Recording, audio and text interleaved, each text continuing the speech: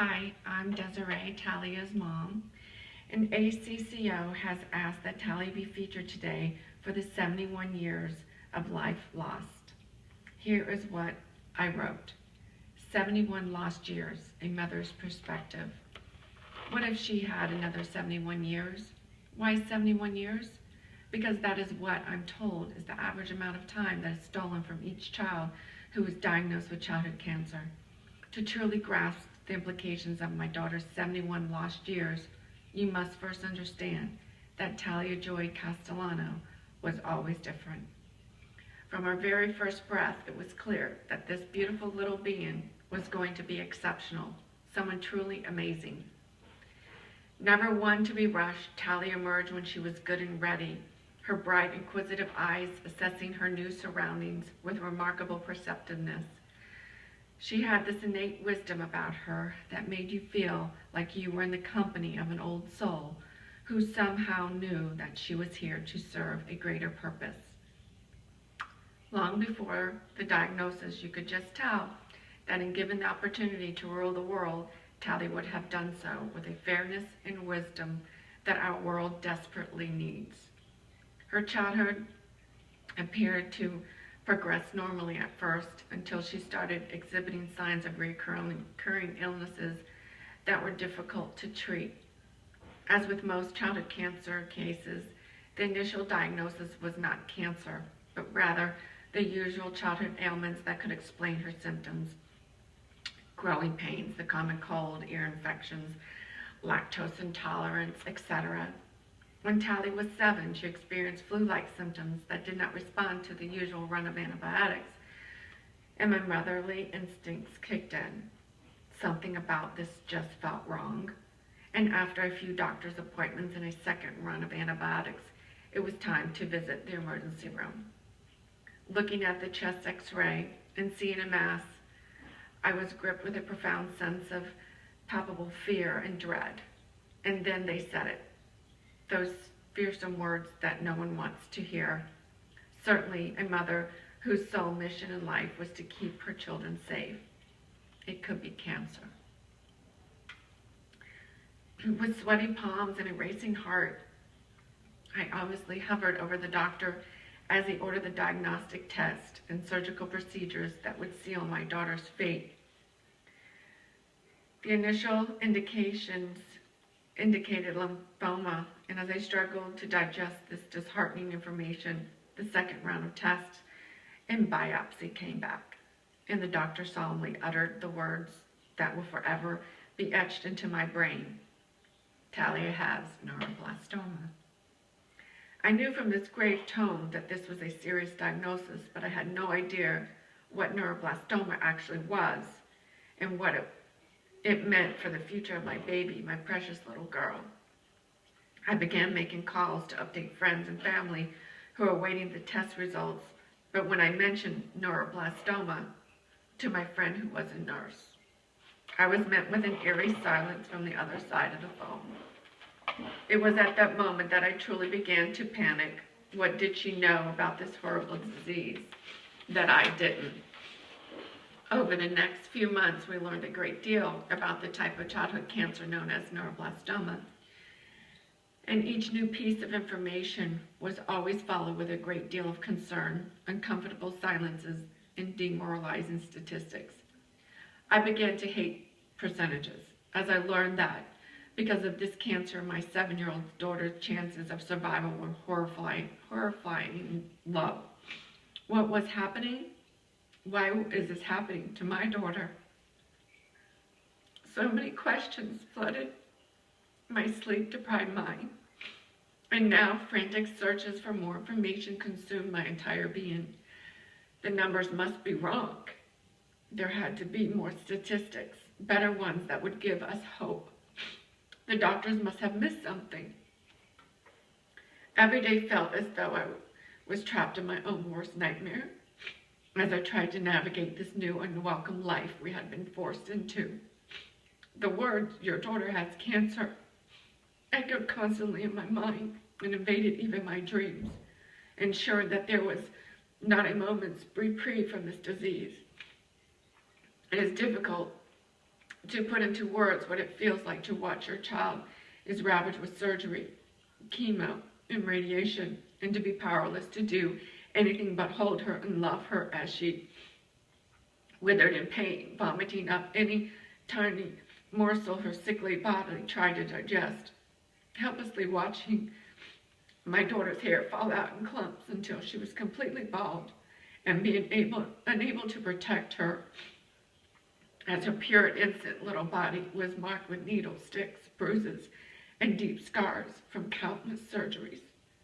This is something no parent should ever have to endure.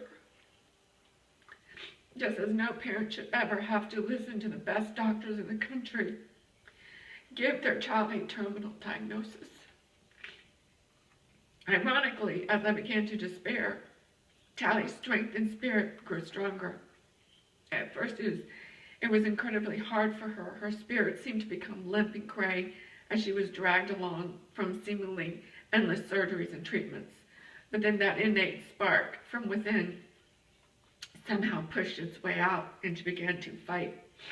She started to smile again and to embrace what was trying to keep her down, becoming fiercely determined to make it look good. After a particularly difficult relapse, she was inspired to go bald and to use makeup as her wig, putting her beauty guru skills to use and creating makeup tutorials for YouTube from the confines of her hospital room. These videos allowed the world to see what I'd always known, that Talia was a shining star, and that the world was a more beautiful place because she was in it. Now that you have seen a glimpse of Talia's remarkable spirit, we can circle back to the initial question. What could she have accomplished if she had been able to live out the next 71 years? This question crossed Talia's mind so many times during her short life. But even as she earnestly prayed for her life, she remained committed to making the most of every single moment she had on earth.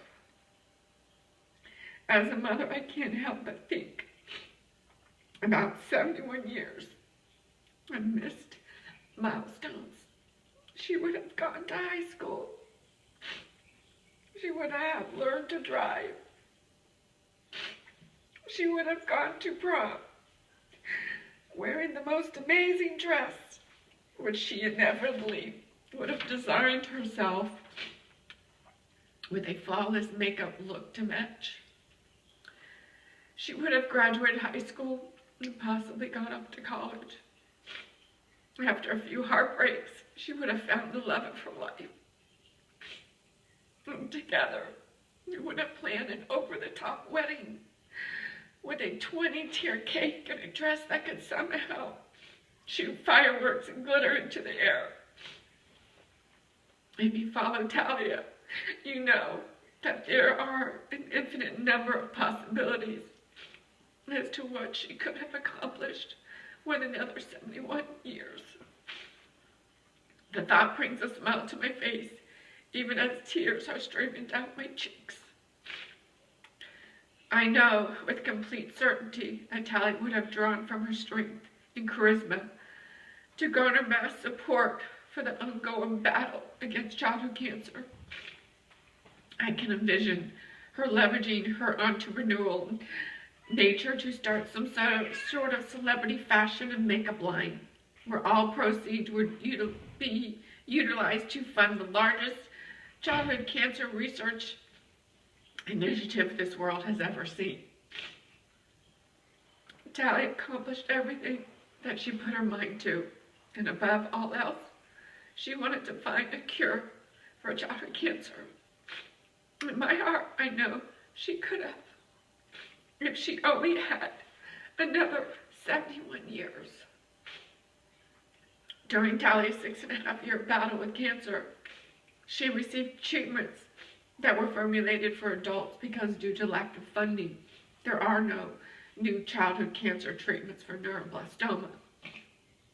A child's body is not made to withstand the strength of these poisonous concoctions, and the very treatments administered to save her life ended up triggering and the development of a secondary form of cancer, leukemia, which ultimately led to her death. If, like Talia, you are incensed by the idea of any child missing out on life's precious moments because of cancer, we ask you to join us in the Step Up More Funding for Childhood Cancer Research Standoff campaign as we lobby Congress to secure increased funding for childhood cancer research through the National Cancer Institute. You can support the Step Up campaign by sending a letter to your congressional representative or by tweeting directly at your senator, congressional representatives at the Sound Off campaign website. We are not asking for your money. We are simply asking you to add your voice and to lend your support to a cause that is devoted to ensuring that no child's life is cut short because of childhood cancer. That is my story, and that is what I wrote. I ask you please to send in a selfie with a sign and hold it up with hashtag Step Up, and the directions will be in the description below. And I want to thank you all for taking your time to listen to my story, and we need more funding so other kids can grow up and live a happy life. Thank you.